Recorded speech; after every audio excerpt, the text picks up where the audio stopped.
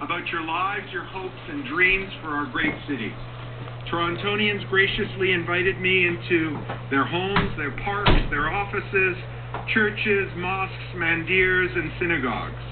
They spoke candidly about their concerns for the city, their desire for change, but also their hopes for their children and their vision for a better Toronto. I thank every one of you who took the time to tell me how you wanted the city to change, to improve now and for future generations.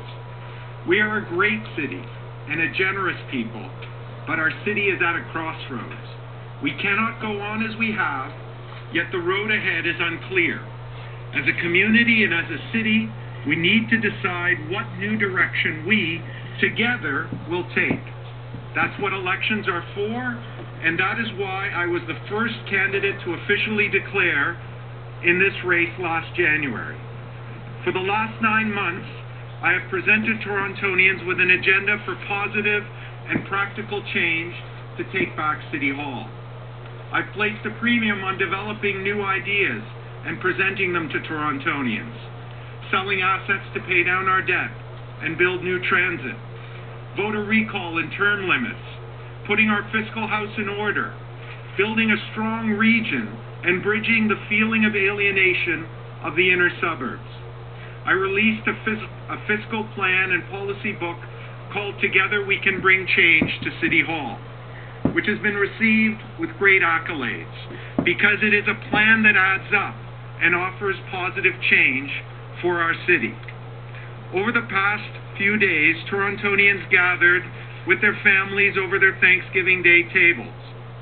Perhaps many of you discussed the mayor's race, which our great city needs, what our future looks like, and who is the best person to lead our city in a new direction. During this same time, polls were conducted seeking your opinions. Despite my efforts to focus this race around issues and ideas that I feel matter, it has become clear that the majority of Torontonians have parked their support with one of two candidates, Mr. Smitherman or Mr. Ford. In essence, the choice for mayor is coming down to those who want to stop what Mr. Ford describes as the gravy train and those who want to stop Mr. Ford. My vision for Toronto was never about stopping anything. It was about building, about changing, about expanding, about improving. Under the current scenario, it has become clear that my message is not what the majority of Torontonians want to focus their attention on. Accordingly, and respecting the obvious mood of the electorate to see this two-way battle unfold, I'm announcing tonight that I'm withdrawing from the mayor's race effective immediately. I don't want to distract from Torontonians taking a very close look at the frontrunners, asking the tough questions and demanding tough solutions for Toronto. Not necessarily what we want to hear, but what we need to hear from them. I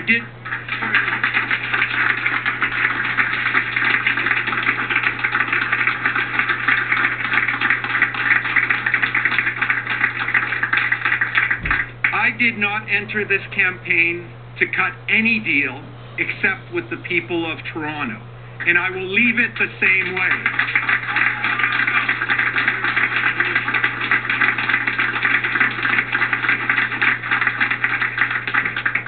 I am not endorsing another candidate.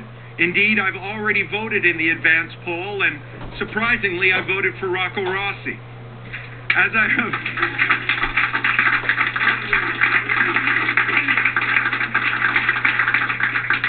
As I've always said, Torontonians will be the ones who decide who is mayor.